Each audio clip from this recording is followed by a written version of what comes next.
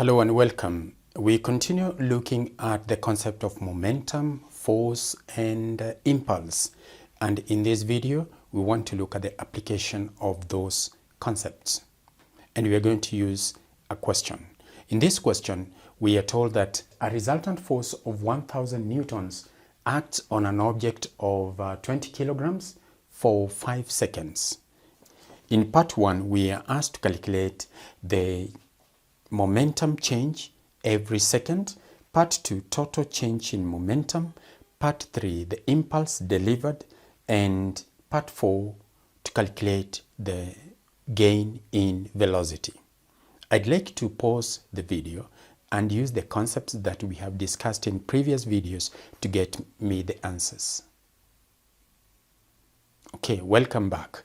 So let us see how you work out the first part of the question where we are asked to calculate momentum change every second. So part 1, we have to start from this equation. F is equal to ma. Then break this part until we get momentum change every second. So we are going to have this is mass. A is delta V over T. And you can be able to see that this quantity here, m times delta V, is change in momentum. And we are dividing it by time. It gives us rate of change of momentum. Rate of change of momentum. And that is basically what we are asked for. Momentum change every second is rate of change of momentum. And this, we can see that it is equal to the force. It's equal to the force, which is 1000. Which is 1000 newtons. That is the rate of change of momentum. So momentum change every second is 1000 kilograms meter per second. So it means that the momentum changes by 1000 kilograms meter per second every second. So in order to answer the question, momentum change every second,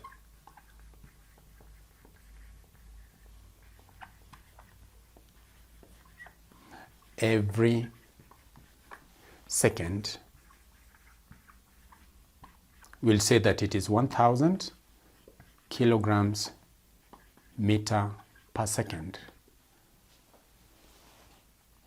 Part 2, we want to calculate the total change in momentum, delta P. Again, from this part and this part, we'll be able to see that delta P, if we make delta P to be the subject, it is force times time, and that force was 1000 newtons, and the time is 5 seconds, and we get 5,000 Newton seconds or kilograms meter per second. I can use any one of those units, kilograms meter per second. That is the change in momentum.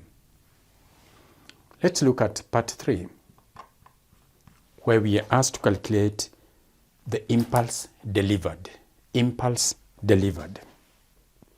Impulse is equals to change in momentum, or is equals to force times time. Force times time. Again, I have 5,000 Newton seconds. I could give the units of impulse in terms of kilograms meter per second or Newton seconds, because I know Newton seconds and kilograms meter per second, they are the same. How about part 4, where I'm asked to calculate change in velocity? Again, I come to the question and make change in velocity to be the subject. And you can see it is equal to force times time, force times time, divided by m. And this force times time is impulse, which is 5,000 kilograms meter per second, divided by the mass, which is 20 kilograms, and the change in velocity will be 250 meter per second. That is how part 4 is worked out.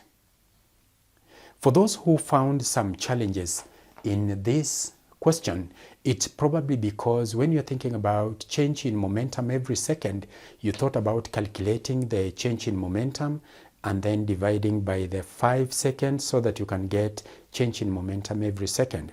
You forgot to expand this equation here so that you can say whatever you want. If, for example, for you to be able to calculate change in momentum, you might have been thinking in terms of change in velocity. What is the initial velocity? What is the final velocity? For me to be able to get all those physical quantities. Remember, there is now a second way of calculating change in momentum. You can use force to calculate that change in momentum, to calculate the rate of change of momentum, and so forth. So these are very important equations, and when you learn how to use it, you really start enjoying calculations in this area. So for those who had a challenge in this question, that is how it is worked out. Before we move away from this question, we would like to see what happens when we put this information on a graph, force versus time. We've got a force of 1000 newtons acting for 5 seconds here, acting for 5 seconds. And you can see there is one of the physical quantities we got when we multiply the force by the time, 1000 by 5. And this one was change in momentum and it was impulse. But on a graph like this, we can see that when we do that, we are actually finding the area. So the area is equal to that physical quantity that we got, which is impulse, and it is also referred to as change in momentum. I'd like you to observe that, because in some questions, especially multiple choice questions, they could test you on this. And while we are still on this, I'd like us to look at a situation where we've got a ball which is bouncing off the ground. When that ball is just about to hit the ground, it usually hits the ground with a very high velocity, like that, but because the object is just in contact with the ground, the amount of force that the ball experiences from the ground is 0 at that point. But as it continues to lose shape when it is making contact with the ground, as the velocity continues to decrease, that force starts to increase until the force has got a maximum value when the ball is completely deformed, but it is momentarily at rest. Its velocity is 0. And since its velocity is 0, there is maximum force acting on it at that point. And then the ball starts to spring back. You can see this is a smaller arrow showing us that the velocity is reducing here.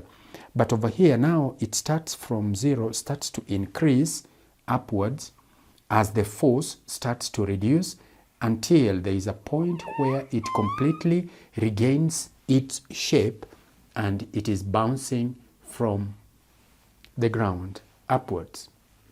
So this is the initial velocity.